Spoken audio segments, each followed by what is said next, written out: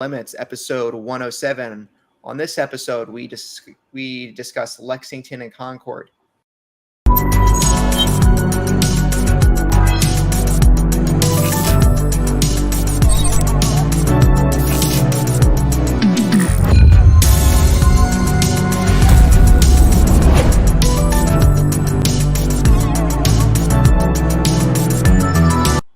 Hello, everyone. My name is Taylor, and you're listening to No Limits, a PlayStation podcast, episode 107, this time without a large leaf blower. Love Isn't it. That right? Isn't that right, Toph? Okay. And I'm joined by my co-hosts. You just heard Brianna and Sam. Sam is drinking from the Contigo, not a Walla water bottle. Hashtag not an ad, but endorsement for a Walla. Anyway, if I haven't said it already, you're listening to No Limits, a PlayStation podcast. Remember, you can find the video version of this pod over on youtube.com/SaveTheGameMedia every Tuesday. While you are over there, make sure to subscribe to the channel. If you'd rather listen to audio, we are on all your favorite podcast services. We would love it if you could leave us a review. It helps us grow. We would love any feedback. If you want to support us and get early access to all Save the Game Media content, head over to patreon.com/SaveTheGameMedia and choose the tier that's right for you, just like our current patrons did. Fabulous Brianna, Brianna's mom, Brianna's brother, Lindsay, Nikolai, Knight, Cypher, Primus, Brenton Myers, Marcus O'Neill, Lillian, Mimi J, David Hodright, Dave Harp, the Xbox Expansion Pass, Alpaca Tom, Lee Navarro, Sil Cannett, Ellery Woods, Parker III, Shelby Massey, and Chad. And interact with us in the Discord. Links are all in the show notes. How are we doing today, my comrades? Now, I have to take over the show here for just a minute. Because all right, bye, Sam. Just for a minute. You guys, today is Luna's birthday. Happy birthday. Luna's only one. She's only just a baby. Yeah. Just a baby. She's right there. Did you give her a cake? Video people. I gave her the choo-doo. I gave her a little bit of ice cream at midnight last night. I'll probably give her another choo-doo later today. Maybe a little bit more ice cream. I haven't decided yet. Yeah, I don't know. I just wanted to take a second to say that I love my cat very much. She is the love of my life, and she is so sweet and so kind. And I'm really lucky to have her. And yeah, happy birthday to my baby, Vanessa. Let's go, Luna. All the Let's Go Brandon stickers we should change to Let's Go Luna. Okay. I'm down with that. She's again just a baby. Now she's sleeping. Yeah. She is sleeping. She looked like she was. Sometimes she looks at the neighbors and watches them. So. Curiosity, protection, or kill? What do you think? Honestly, I really think it's the gossip, because the way that she turns her head, she looks so fast, and she's like, she's nosy, is what it is. There you go. So true. That's what Toph does too, just with birds. No, I'm just kidding. Did you ever decide on her birthday? I need to check her pet paperwork, what her actual birthday is. It's either it's April 1st-ish. I think it's between the last week of March and the second week of April. I need to check her paperwork from when I adopted her, what it actually is. But I have it. You should look it up. It's fun to celebrate. And if you put it in, look how cute. Chewy sent me a birthday card for her. I love Chewy. Aww. They're a really cool company. Someone's another year cuter, and then there's a handwritten note about happy birthday to Luna. I don't have Chewy, but I do have pet insurance. They're not pet insurance. You don't even have to actually sign up for a membership. It's just you can just buy pet supplies through them. I buy her choo-doos and stuff through them, just because I don't want to buy it on Amazon, because I feel weird about buying pet food on Amazon. I bought pet food on Amazon. Maybe I shouldn't do that anymore. I do feel weird about it, because sometimes it says that it's that company that's selling it. So for for example, the Choo-doo company, Inaba, it will say oh, the Inaba is selling this, but sometimes the company, it's not actually that company. It just says that it is, because somebody has stolen their name, and the company doesn't do anything about it. Oh. So that's why I get weirded out sometimes. I think I'm pretty positive the food I get from Amazon is actually from the manufacturer. So if it's a fake company, then I guess the fake cat food's working, because the vet never had any concerns. Yeah, for sure. Now there's an airplane outside. Great. You guys hear that? Mm-mm. All right, never mind. There's not an airplane outside. Wow. So now you're lying to us? Yep. Okay. Anyways, okay. You're asking how we were. I'm doing pretty good. Just enjoying my long weekend after being the operations manager at my job for 2 weeks. What the hell? You better get a pay raise for that. I know. I already am working on getting a raise because I took over the data analyst's job too in February. So I was told if I could do it successfully for 6 months, I could get a raise. It's been 6 months. My boss submitted for a raise. She's waiting for the approval from HR. So We hate HR. Unless it's Bree. exactly. We don't hate city media HR. We hate corporate. Yeah. Oh, I'm for the people HR. There you go. Yep. So you're really what's the union word for it? Staff member. People who work for the union are not employees of the company that the union represents. We don't have a union, but yeah, maybe if we did. Kev said if we unionize, he would probably join. He will send us things. No, I'm just kidding. Kev is pro union. Yeah, for sure. Sam, I'll pass the torch over to you. How are you? Sam's not doing so well. That's why he's not answering you. I am Sam. I am Sam. I was gonna say thank you. Green eggs and ham. I'm all right. Relatively sleep deprived because I am not enjoying time off. I'm in the throngs of work. Things coming up in the pipeline that I can't talk about. It's Bloodborne 5, you guys. A whole lot of my time. It's actually Bloodborne 6, but close enough. Yeah, I'm all right though.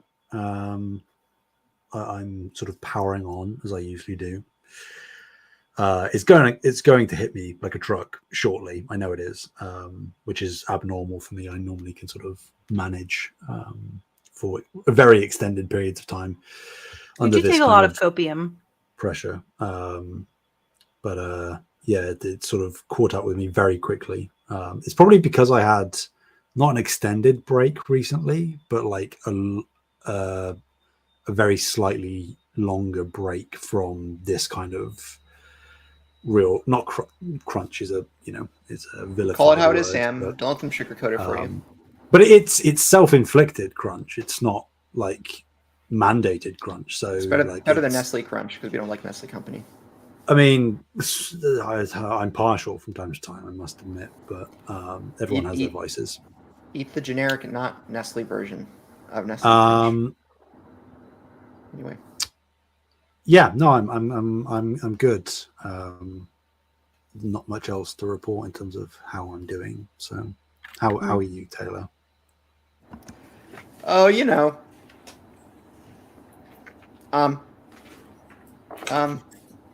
pretty good actually. Made some new friends recently. Yay. So I'm excited about that. Improv is good. That's where I met them at improv. Yep. So I actually saw a show, my first theater show last night. And it was a bunch of short plays. And one of them was put on by my improv improv classmate. So that was cool. And what else? I played more Astro. I am 2 of 4 worlds down. Now I'm almost positive there's going to be a 5th one because there are funny PlayStation sacred symbols that pop up on downstairs. And when I hit all sacred symbols, I can only imagine it's going to be like the PS5 level or something like that. And yeah, I've gotten collectibles I've missed out on. Sam, are all the collectibles there on the first go through, or do some only appear on the second run through of a level? I'm assuming it's the first option, and I just was really blind on my first run through of a couple. Yeah, no, they're all there. Yeah. Like there was one I was missing in Coaling Springs, and it was just right on an island. I just didn't pull the wire. Square. Yeah, but I don't think you can be chastised for that because there are so many of those around, and most of them just give you a few coins. So it's true. If you go in with the assumption that most of them are likely just going to be giving you coins, you might not understand that there are actually some that you can pull on that give you a collectible. So yep. So I've done the monkey ball levels and Cooling Springs. I think next I'm going to GPU Jungle next. Banger. My controller makes funny sounds, and it says, Taylor, do you want me to act like the voice from her? And I'm like, whoa, DualSense. I'm not there yet. Yep. Give it time. Give it time. But yeah, let's see. Other than that, I'll be at PAX next week. PAX West, so I will not be on the show. I hope to experience video games. I think that is usually what happens at PAX. Yeah. I think there'll be a new demo of the new Zelda game. That should be fun. But you're getting that, right? I will be playing it. I don't know if I'll be buying it at launch. I am incredibly behind on video games. Yeah. And Elden Ring DLC is not helping me catch up. Ooh, Elden Ring DLC looks like a banger though. I need to get back to juicy Elden Ring. in both ways. In both the fruit way and the tea way. Those are the only two ways that can be interpreted. Well, it's juicy as in like it's good, right? Tasty, and it's juicy as in it's like thick. With multiple C's. Can confirm. I sent Sam some screenshots last night. Uh-oh. I was like, oh my God, it was spooky time. And is it like Bloodborne levels of spook? Verging on it, I'd say. That's awesome. I would say like they do a really good job of setting up the atmosphere for this one particular area. I don't want to spoil anything for you at all on the area, Taylor. But yeah, there's like this like really atmospheric area. And yeah, it was something. At least I made it through. Yeah, I'll get to it in 5 years. Yeah.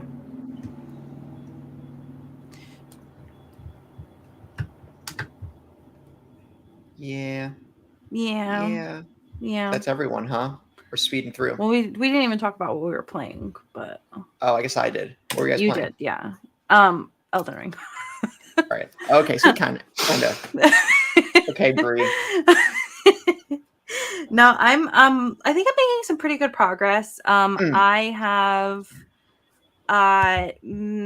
almost made it to and I hate that I do this to myself. I'm almost to the point at the DLC where all I have left are just like bosses. Like I can no longer continue in any of the areas until I beat bosses.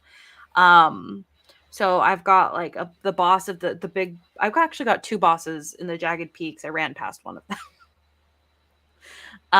So I've got those two bosses. I have the guy that's like running around on the field, and he's a DICK. He sucks. And then I have, of course, Mesmer. I have no illusions that I will be beating him anytime soon. And yeah, I think there's a fifth boss that is blocking me in another area. I can't remember. But yeah, there's like one little branch of the map that I haven't gotten yet, that I can still explore that way. But other than that, it's all boss fights. Mr. Ring, John Elden Ring. Mm-hmm. Yeah. Is there actually a ring? There is an Elden Ring in the game, right? This ring. Yeah, and I also like it.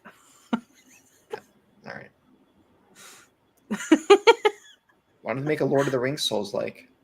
They're just waiting for it, huh? I guess this is kind of that-ish. There's tons of token inspiration to R.R. Martin's worlds. So yeah, I think it's fair to say that Lord of the Rings has influenced basically the entire fantasy genre.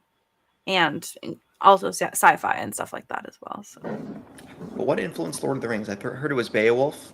Yeah. So Lord of the Rings was I have to keep this short. I've hit upon a special interest that I can talk about for a very long time. Hell yeah. So yes, it was based on Beowulf. He did Tolkien did like his own translation of Beowulf. He had an obsession with languages, and that's actually how everything started. He really wanted a world for all of his languages that he created, and so he started like building out the world of Middle Earth. So. Right, and the languages like Elvish and what else, they can actually be spoke. Like you can make a country of Elvish language. Yeah, all of the languages are fully like you're able to read, write, speak them. That's crazy. Yeah, there's multiple languages that he did. It was also in terms of like setting based around Tolkien's experience of England at the time.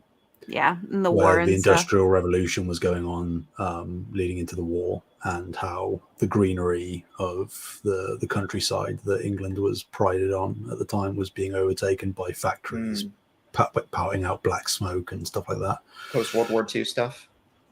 Well, yeah, and just like the culmination of the Industrial Revolution and how that had fundamentally redefined the landscape of the UK. England specifically, and Wales, but I mean, the UK at large. It kind of makes sense, right? In the movies we see, especially I think in Fellowship, when you see the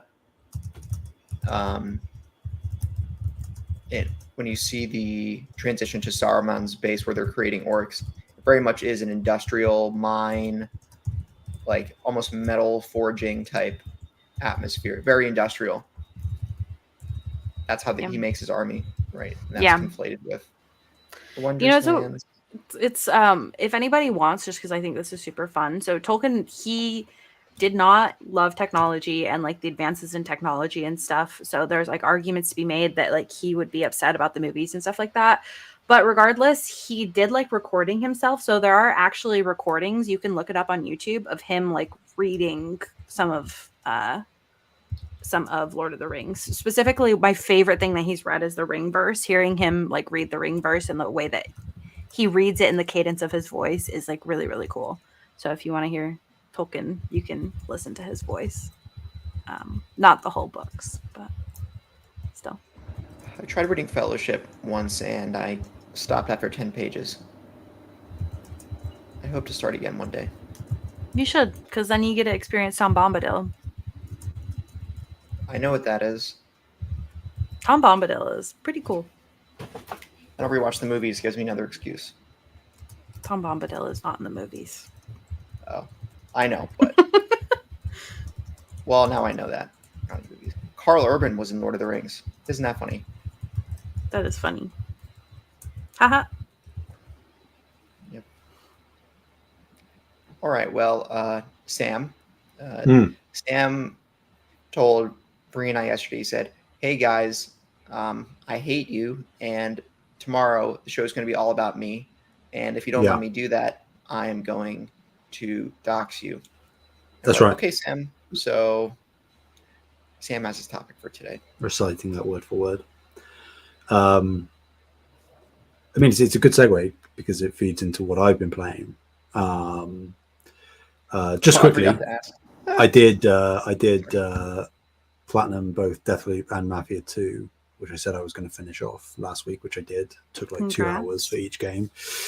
And I'm playing something else, which I can't talk about. Bloodborne 5. Bloodborne 6. Did all right.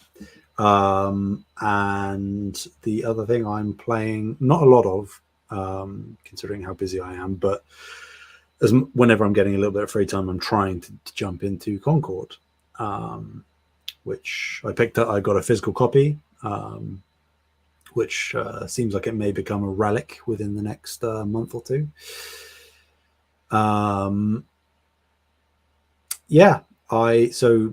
We'll talk about general thoughts as we get into the topic, but I wanted to bring up just the issues that Concord is clearly facing, warranted or not. I said to Kev as he was designing the thumbnail for this week's episode, I said I don't want anything doom and gloom because I don't really want to feed into that cycle. I don't want to dogpile on anything. I don't want to feed into the negativity.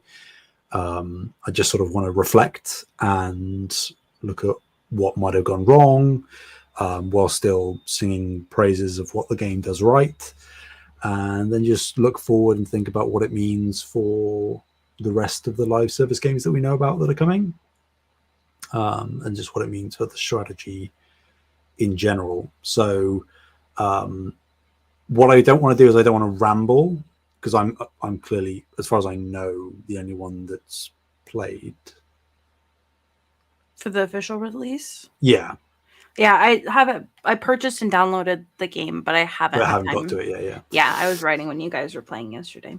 So if you guys have questions, fire away. Otherwise, I will just talk about general thoughts. If there's a burning question, I do have a question, but I do think it would be better served after general thoughts. Okay. So general thoughts. Reflective much of my opinion on the beta, which was that it is an incredibly competently well put together game, with a lot of fun mechanics, high level of polish, but is admittedly, like, undeniably plagued with an air of genericness, at least in terms of like visual design. In most areas, there are some aesthetic choices that they make that I really appreciate. The splash screen, all of the coloring and stuff, I think that's great. But in terms of character design, map layout, map design, all of that stuff, it's relatively uninspired. And I think that is what is causing most of the optical issues for the game. But yeah, I've played, I think, probably around just under 10 hours of the official release. And I don't know, it's going to be like a copium thing. People might fanboy spin it, but like, I really like it. I'm not a multiplayer guy. I'm not a hero shooter guy, but I do like supporting Sony's first party teams. But it just helps that the game is good. And I think that anybody who is having a genuine, honest to goodness discussion about the game will say that it is a good game. It's just plagued by a number of other issues. It's not finding its audience. So me, Kev, and Kyle jumped in last night, I think. Mm-hmm. And played for hour and a half together. I've obviously done a number of hours by myself as well. I think it's great. Clearly, it's going to, if all indications suggest the likely outcome, it's probably going to be one of the biggest bombs, in quotes, of PlayStation's entire history, I would say, from a first party perspective. But I don't think that the game deserves that by any measure. I think that the quality of the game speaks for itself. It's just unfortunate that the online narrative has sort of become, if somebody has something positive to say about this game, it's they were, paid off by PlayStation, or they're part of the woke mob or something. It's just, there's a confluence of factors that I think are going to dampen down any of the positive word of mouth that I think would likely emerge from people that are playing the game. It's there if you can find it. I've seen good discussion about the gameplay and people having fun. But yeah. So I have nothing but good things to say about the game itself, but I can admit that everything surrounding it means that it's most likely doomed in the long term.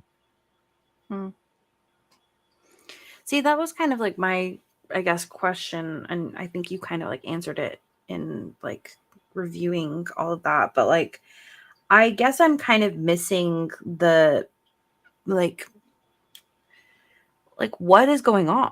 You know what I mean? Like, I don't understand like why people are, I don't know if it's just like a culmination of a bunch of things kind of coming together all at once. Like I guess it's like the thing is like I think you can say like, hey, this game is generic in some ways, but it's also only $40 and it's also fun. And like all of those things can exist at the same time. I forgot it was only $40. Yeah. Like I say, I think it's a confluence of factors. I haven't been following the game like super closely from its initial reveal. I think if the first reveal of the game last year at the showcase was what we saw at the State of Play, where you got a good amount of gameplay, you got the cinematic. If that happened last year and then over this year, since that point, they then did, a couple of deep dives and they broke down the Galactic Guide and they talked about future support for what their plans were. And they, again, like you say, nailed down the fact it's not a full price release. You buy it and there are no predatory microtransactions. There'll be some cosmetic stuff. But outside of that, there aren't season passes. You don't buy into battle pass. There's none of that in the game. You pay the $40 and you have all the content in perpetuity. Now, of course, the question becomes how much content, because how long is it going to be supported when it's struggling the way that it is, clearly. But that's a whole different issue. So I think if they had time to nail down, hammer in the idea of that value proposition, what their goals were for the game, and managed to showcase the gameplay more on more occasions, then we might have had a different outcome. I also think that, like it or not, the game is plagued by the fact that it's been in development for so long, and aspects of the game are clearly chasing trends that are, at the very least, a year or two out of date.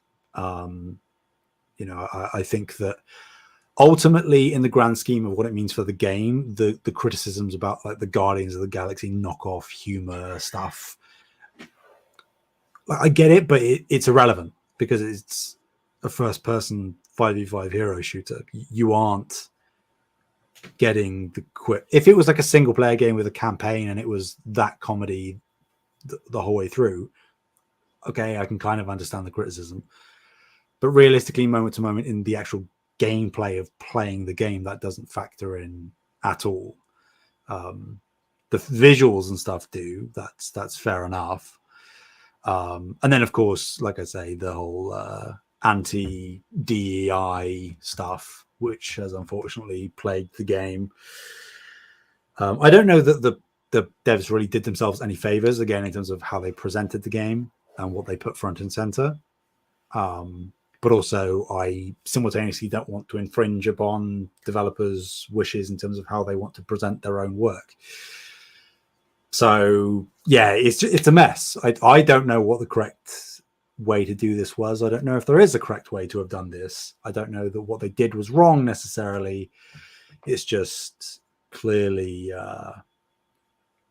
I do think that prior to release, enough bad word of mouth from various different aspects and perspectives looking at the game probably just meant that a lot of people aren't even going to be willing to give it the time of day to even entertain the idea of giving it a chance. What are the chances that it's like it's just like the really loud minority and they'll actually make enough money? I mean, anything's possible. I do think that with all of the evidence we have, that is a drastically optimistic perspective.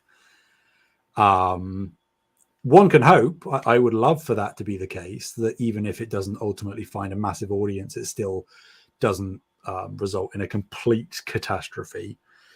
We have no idea really how it's performing on PlayStation, but obviously the Steam database numbers are shockingly bad. I don't. Again, a lot of journalists are looking at it saying it's almost as if there's something wrong with the tracking because it just doesn't compute how the numbers can be that low. But obviously they are. I mean, they have to be. I can't see that there's any reason why they wouldn't be accurate. So, yeah. And I also don't buy into the narrative that this just isn't the kind of game that PlayStation players want. Because by all metrics, it seems to be clear that there are more players on PlayStation for the game than there are on PC. Clearly. So I also don't like. I have to separate myself from it because I don't view the price point as a problem, but clearly it probably is.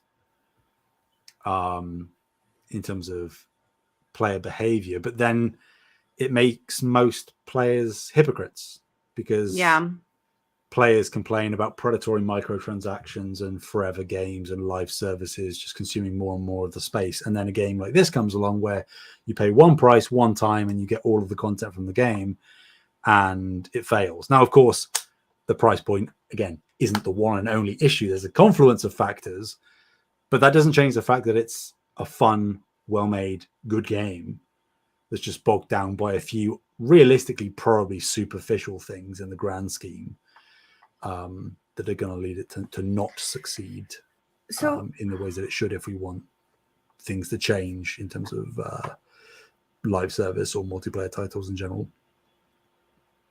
Okay. So then I guess my next question would be, what would you pinpoint as the key differences between the launch for Concord and the launch for Helldivers? Because Helldivers has been wildly successful.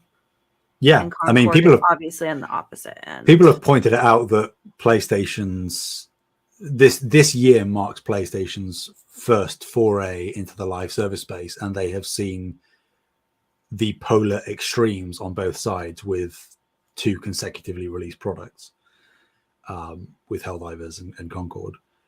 I don't really know. In the same way that you can't really ascribe the seeming failure of Concord to one individual thing, you can't really ascribe the astronomical success of Helldivers to one given thing. I think Helldivers probably had the benefit of launching at the time of year that it did, where there were likely, and this is, conjecture, I don't know for sure, but I would assume that because it launched relatively early in the year, it was a somewhat quieter time in terms of like multiplayer offerings at the very least. And then on top of that, you likely have a slightly at least increased number of players coming off of the holiday period who might have just purchased a console and were looking for a multiplayer game, and then they hear good word of mouth for Helldivers and they buy into that. I also think that again, undeniably, Helldivers has a more unique angle to it as a multiplayer game than Concord does. And that's probably one of the biggest, if not the biggest factor. I don't know, because Helldivers has that sort of like self-deprecating, mocking humor where it doesn't take itself seriously. It's very satirical, in the same way that Starship Troopers is. And there's not a lot of that on the market, really. Whereas, at least from an outside optics perspective, there is a lot of things like Concord. And I don't even know from an inward perspective that would be wrong either, because it's not really doing anything new. It just does a lot of things that have already been done before, but it does them very well. It just doesn't really do anything to distinguish itself, which I think is the problem for most people. So, yeah, I don't know. It's not that Helldivers 2 is a good game and Concord isn't. So it's not the quality perspective side of the game. Games. It's again, I think just a lot of timing, marketing, because in comparison, I would say not that they made a massive deal about either game necessarily compared to what they usually do for their first party titles, but I would say they made more of a stink pre-release about Concord, PlayStation, I mean, than they did about Helldivers, because nobody expected Helldivers to succeed, and then it just blew up. Yeah. Whereas I think that they marketed Concord, and they've been pushing Concord marketing pretty hard with the controller, with the animated shorts, with Concord being included in that secret level Amazon show that's coming up in December. And I think that, again, with the whole like inclusive side of, you know, I don't hate it, I don't care about it at all, but people clearly do on the right, if we're being blunt, about, you know, like the characters having pronouns in the game. It's, I think there's I don't know what to tell you guys, but we all have pronouns. I'm just Concord makes it far easier to dogpile on than Helldivers ever did. Which I think Helldivers didn't give ammo to these alt movements from either side that wanted to see a project fail for whatever reason. If Helldivers anything, was just sort of like universally... People on the far right could treat it as unironic and try to roleplay in a fascist dictatorship. In the exact same way that the right don't really understand that a show like The Boys is actively making fun of them, but they buy into it and they see Homelander as some kind of, you know, idol. There's some people on the right who think Starship Troopers is not satirical. Yeah, not satirical. So anyway. I think that's honestly, I think that probably is one of the biggest contributing factors, that Concord is trying to be inclusive and present itself as inclusive and welcoming to everyone. And I think that unfortunately, just the way that especially social media works nowadays, if you set yourself in the target sites of certain sectors, you're gonna suffer because of it. And it's just unfortunate that Concord is ultimately, even though it's good, a relatively generic game on top of that, because it just makes it that much easier to attack it.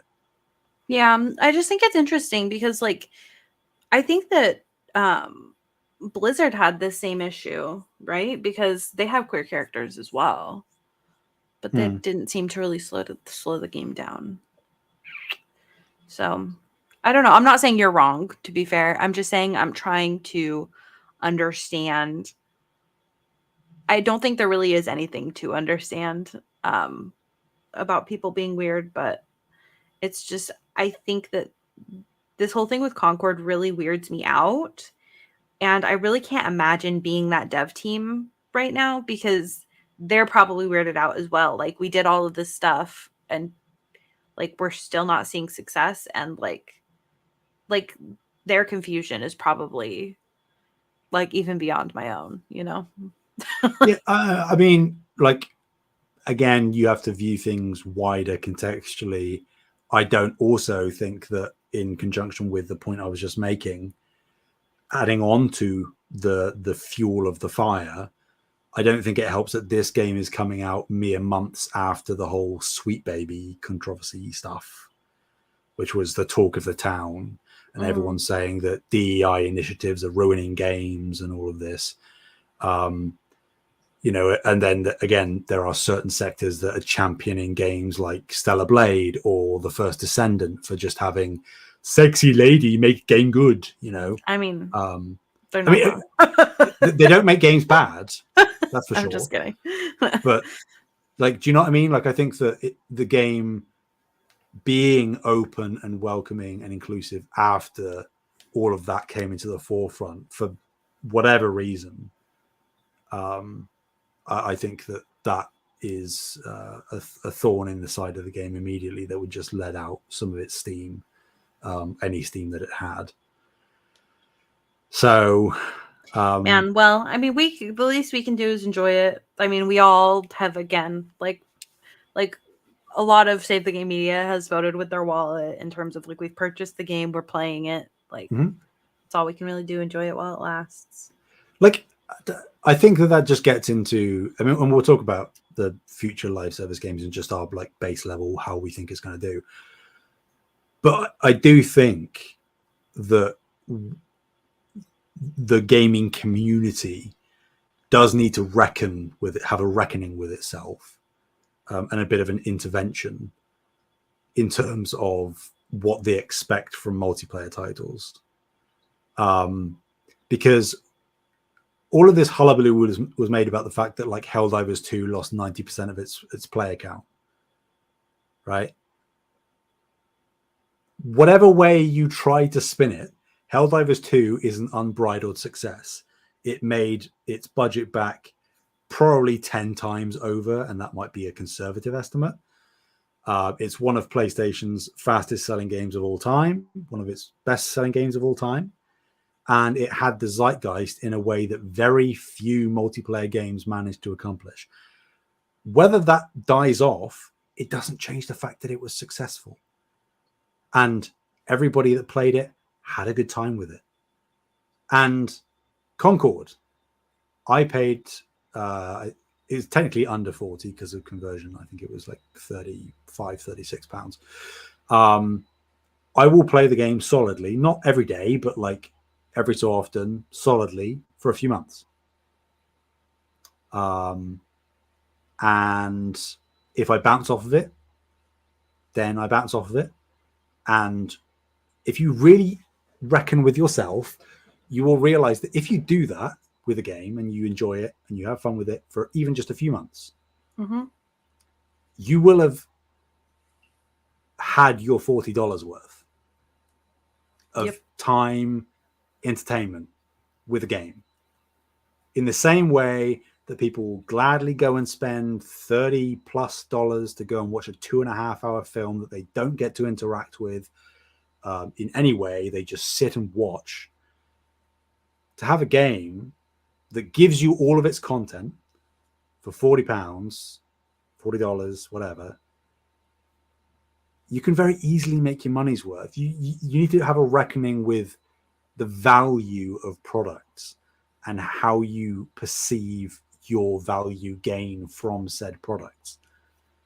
Free to play is all fine. Yeah, you don't have to spend a penny on free to play. But it's also okay that you buy a game in the same way that people buy Hellblade 2 and they play through it. It takes them 5 hours. That costs $50, and most people will never touch it again. A lot of people are fine with that. That's cool.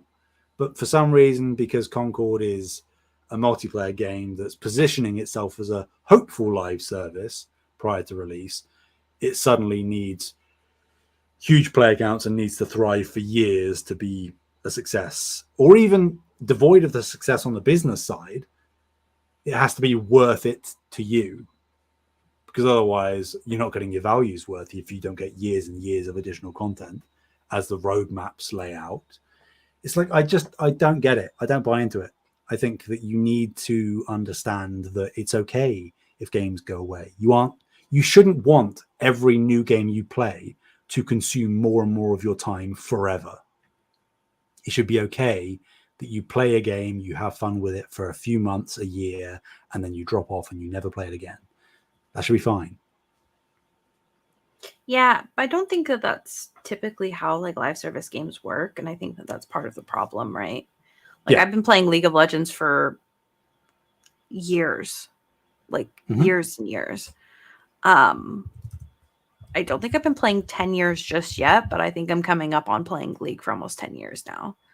And I've been playing Final Fantasy for a very long time as well. Probably almost around 6-7 years. So it's like, I think people, I don't want to say like expect those games to last for a really long time, because then you also have stuff like Call of Duty that you only play until the next one comes out for some people. Yep. But I think that for specifically the genre that they chose for Concord is one of the genres that I think people expect to stay around for a long time. Sure. And I'm not saying that your thoughts are incorrect. I do think it's okay for a game to, stick around for a couple of months, maybe even a year, and then, that's all that it is. But I do think that that's not what people are used to. Yeah, I mean, and to be clear, I'm not saying that I would be fine with Concord getting a few months of support and that's where it stops. I just, from purely the consumer engagement side of things, yeah, more often than not, in the same way that you guys haven't really played Helldivers 2 in a long time, do you regret purchasing the game? Maybe. I'm just kidding. Yeah, it might be our fault. I'm just kidding. I mean, I'm just kidding. most Just people that actually did play the game and had a good time with it around launch and the month or two after, Yeah, wouldn't probably regret the purchase. that's what happened to me. I spent like 12, 15 hours with it. Then I'm like, I think I'll come back. Man, that was fun. And if you do, great, you get more value. And if you don't, then you had a great time whilst it lasted.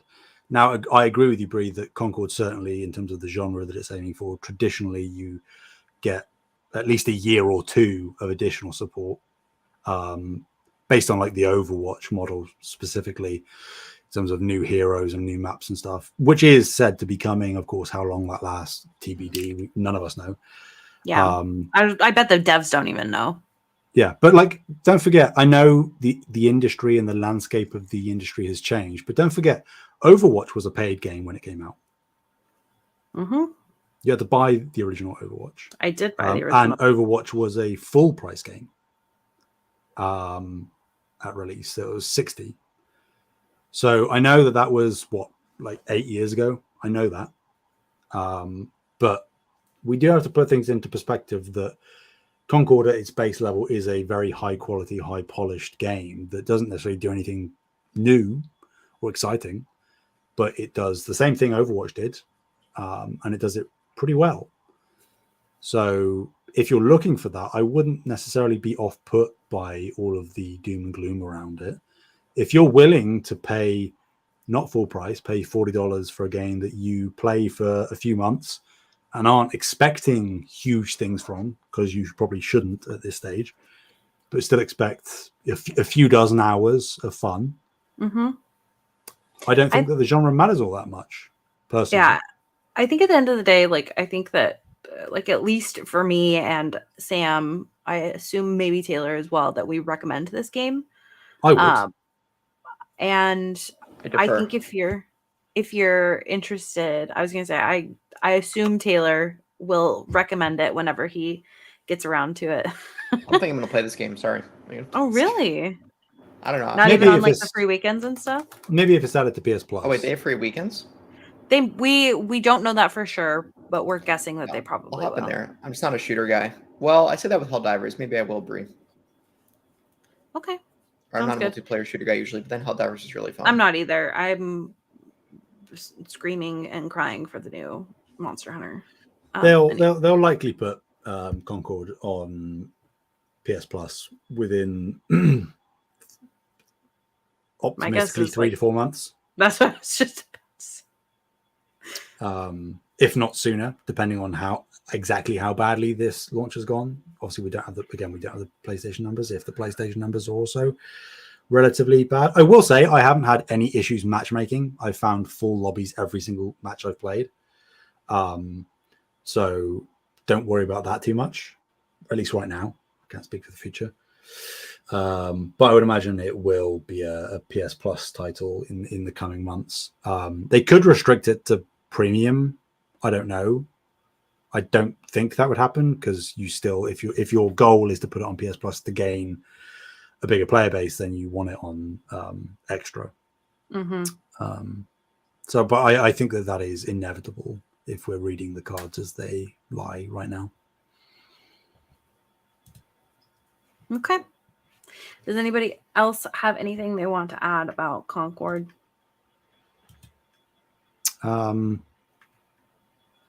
I hope Firewalk doesn't suffer dire consequences. I would 100% agree. I think that above all else, really, ultimately, I don't care about the long-term longevity of Concord. I more just hope that, regardless of how badly it goes, there will surely be some consequences on some level. But I've said it before, I will be disgusted if Firewalk is closed because of this. I think I don't think that's going to happen. I mean, I guess technically it would happen if they dissolved it and absorbed the talent into other teams, which could happen, I guess. But I would hope that Firewalk is given another chance, maybe on something that takes less time to develop, because all indications suggest Concord has been in development in some form, pre-production into development, for the best part of 8 years. Yeah, because Firewalk was founded in 2018. Yeah, so it's been a long time. It's taken a long time. 6 years. So maybe if they just downscale, I know that has nasty connotations, but just downscale, maybe do a smaller in scope in terms of like roadmap-y type project. Still can be multiplayer, that's fine. But yeah, do that and just give them another chance with something else. If Concord doesn't end up panning out. So sad. And if any Firewalk devs happen to listen to this by hook or by crook, you made a good game, and I apologize that it is panned out this way, because there are many bad games that are put out every single day, and Concord is not one of them. So yeah, I'd agree with that. I'm sorry that it's ended up this way. Me too. Cow a bummer. Yeah. So I guess just to close off, we know, as far as I can recall, there are 3 live service games. 4 if you count MLB The Show, because technically that's worked into their live service push, but we'll discount that because that's just a given that it will happen pretty much every year. Gran Turismo, do you call this live service game? It's technically not classified as it. You could rope that in, considering especially how much Polyphony has updated GT7, how frequently they've done it. But I would say, again, similar to MLB, that's kind of just like a known quantity, right, for the most part. The Last of Us factions, 10 years. I mean, that's obviously dead and gone. So we have 3 that we know about, either officially confirmed or basically confirmed outside of official reveal. Fair Games. Thoughts? Oh, God. How do we think this is going to go? And again, we're not dogpiling if we have any negative assumptions. We're dogpiling. Speculating. I wasn't impressed, to be honest. Yeah. You'd have to imagine the internal conversations, both at Haven and PlayStation, are... I mean, we haven't seen gameplay of Fair Games, so they could do a reveal when it's like the coolest thing ever. We don't know. But from that reveal, it looked, again, relatively generic. So my personal expectations are pretty bleak for that one. Again, I hope I'm wrong. But that looks even more generic than Concord does, which is scary. Yeah. Then it almost becomes a question of, like, is it in part PlayStation's fault that these games are so generic? Like, are they, are they funneling their devs into like a more generic? That's a fair question, because they could be taking the live service risks, but trying to mitigate risks as much as possible by feeding into the cookie cutter known quantity type paths, with Concord being a prime example where it doesn't do anything new or interesting. Yeah, I mean, it's possible. I would also say that Fair Games does reek of a Ubisoft multiplayer game, but that is because it's headed by Jade Raymond and has a lot of former Ubisoft devs. I have played Ghost Recon Wildlands. That is an interesting Ubisoft co-op multiplayer game. But I assume you're talking more about Rainbow Six, Sam. Or For Honor? No. No. I sort of just mean, like, aesthetically, it's very Far Cry Watch Dogsy with all of the neon colors and the you know, people wearing masks and stuff like that. It's just very heavy Watch Dogs, Far Cry. I guess a little bit of sort of Rainbow Six vibes, clearly, with the sort of heist extraction-y stuff going on. Yeah, it feels like to be very fair, I've not played Rainbow Six, but it does look very much like Rainbow Six from the amount that I used to watch my ex play. If Rainbow Six Siege can succeed, maybe there is a space for fair games. Once they officially reveal it and maybe show that it does have a lot of unique stuff to it. But you know what? I'm not going to say anything at this point because I said I wasn't going to play Concord, and then obviously I bought it. So I'm not going to say like that I for sure won't play this, but it does not look like it's up my alley at all. Yeah, it's got an uphill battle, put it that way. I think optically, both on a singular subjective level, but also from a community perspective level, it's really got to prove itself somehow, which I hope it can.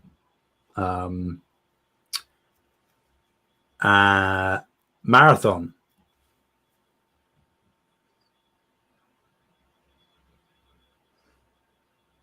I don't know, man. I just work here.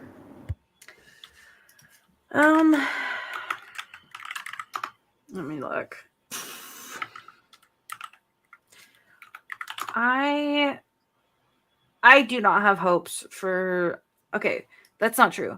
I think Marathon looks visually interesting in terms of like color palette and stuff. Mm-hmm. I am hopeful that it will do well, especially because Bungie is already kind of in the fire. Mm-hmm.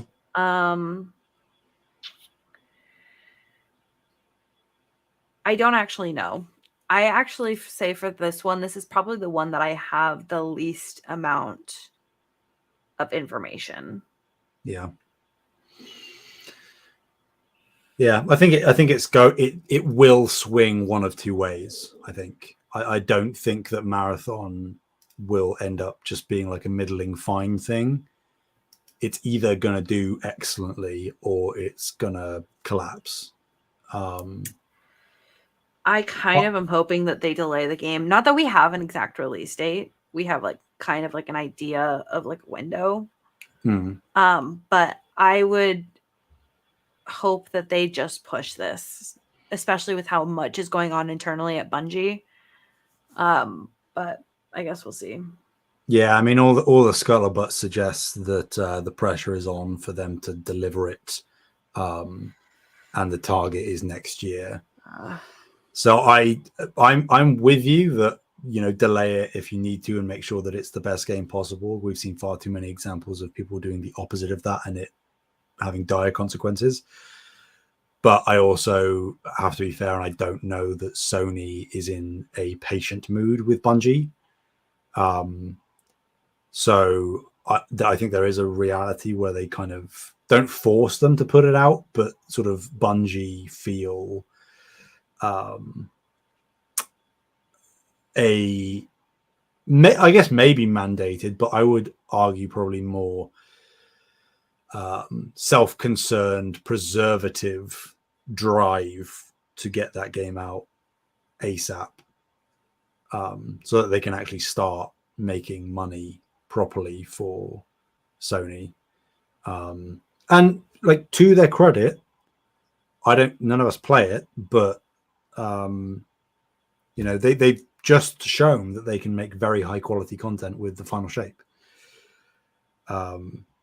You know, they were on a bit of a downturn prior to that in terms of output, but Final Shape is like the best reviewed expansion that Destiny has ever had, and practically universally beloved by critics and fans alike.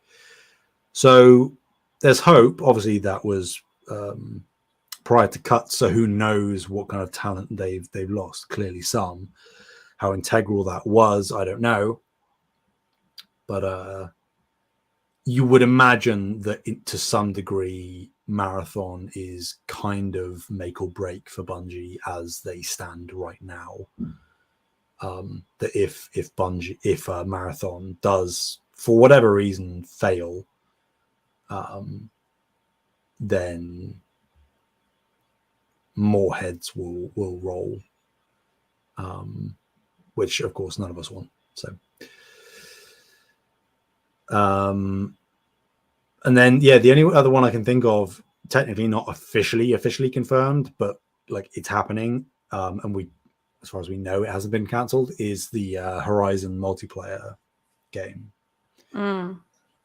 By all intents and purposes, seemingly going for a Monster Hunter type vibe. Wasn't there another game? Yeah, NC Soft is doing an MMO. But as far as I know, there's no other internal live services announced.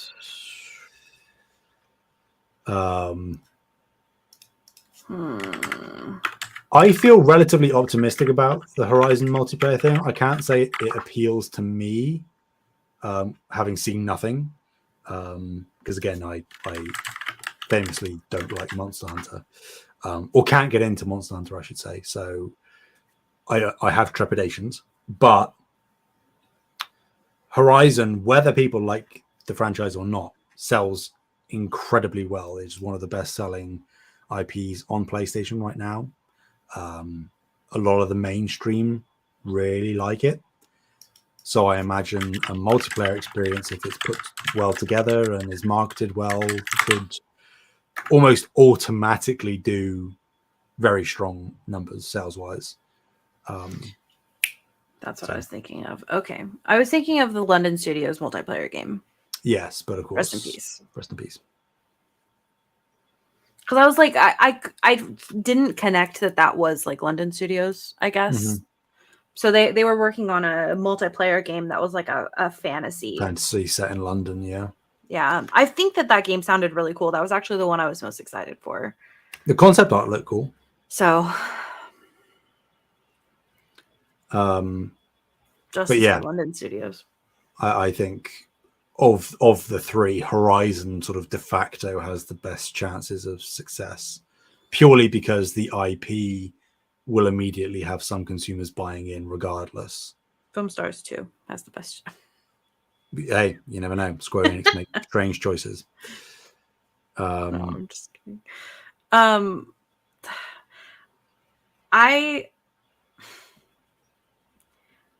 obviously love Monster Hunter. And I think that a Monster Hunter Horizon game would be really awesome.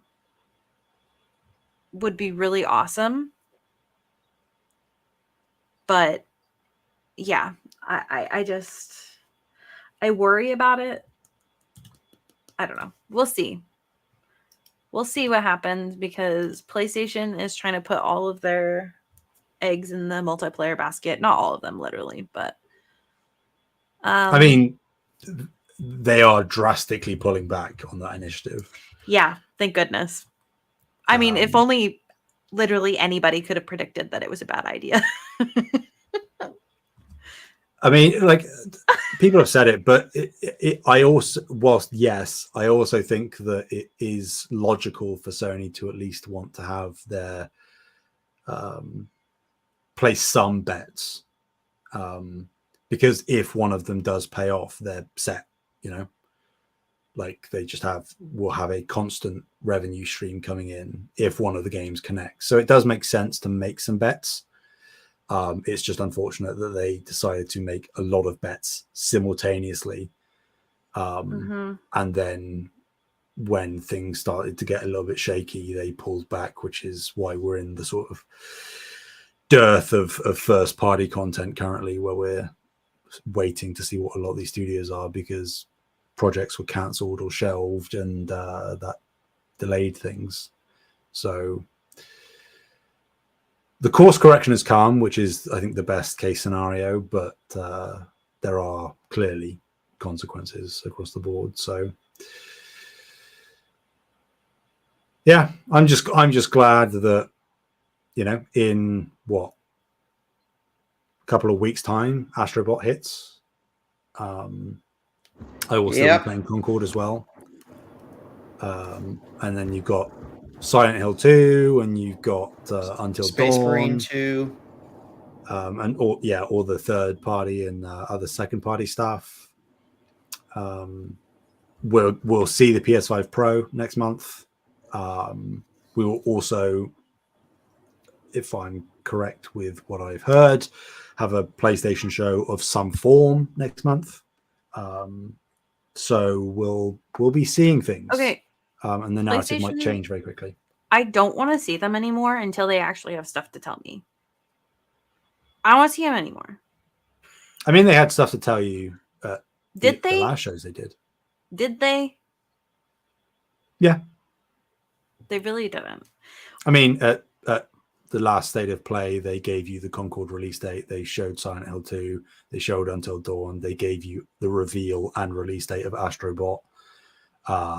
They showcased a number of third-party games. Been an email. I don't know that I would want the reveal of Astrobot to be an email. Listen, you get what I'm saying, though. Of like how long can we keep doing these shows where it's like this is supposed to be a PlayStation centric show and we're not? You know what I mean? I know you know what I mean. I mean, they're still giving you exclusives, whichever way you like it. It's just Sam is just a shill. They just might not be coming from the studios that you want the exclusives to be coming from. That being first party, which I get, but you aren't going to have to wait much longer. And I know we've said that before, but you aren't going to have to wait much longer.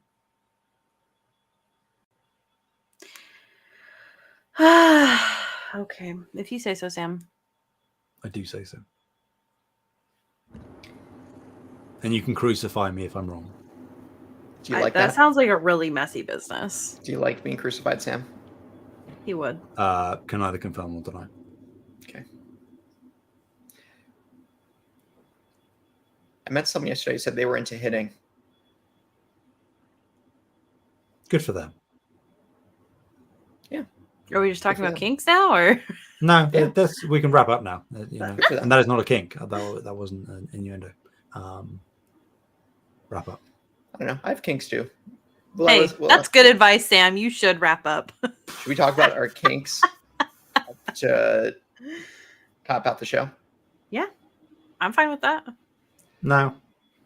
Yeah, I'm not gonna. I say I don't want to. If I anonymously share someone else's kink, am I a hypocrite by saying I don't want to share my own? I mean, we have literally no idea who this person is. It's true.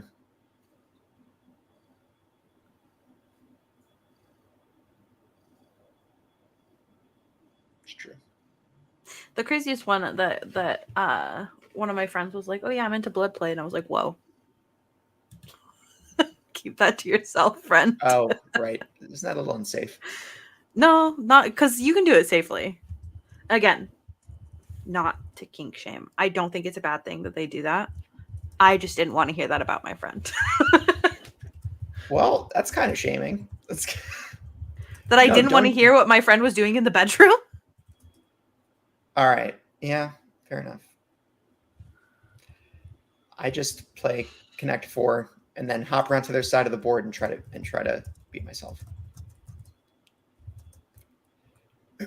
How does the chess game with yourself stuff work? I never understood that. You're playing with yourself. You can win at any point. I don't know. Is it just for strategy development? My strategy with chess is to start crying if I start losing. So I obviously can't do that against myself. So all I know is the knight moves in an L shape. That's all you need. Once I make my move, you're free to check the game. No, run now. I can quote that whole thing. I'll stop. Oh, God. All right, Whale. Shall we wrap it up? Mm-hmm. Okay.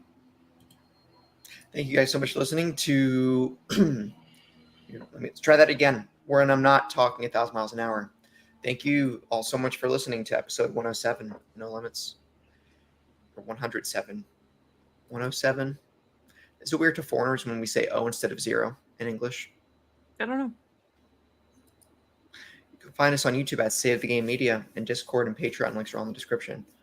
Where can people find you, Taylor? People can find me at on PlayStation at Mr. Carter 9, MrCarternine. And on the Discord, where can they find you, Bree? You can find me at Fabulous Brianna, FabulastBreanna, and I also have homework for everybody for the week. Go listen to Chaperone. That's my advice. What is Chaperone? Is that a band? Chaperone.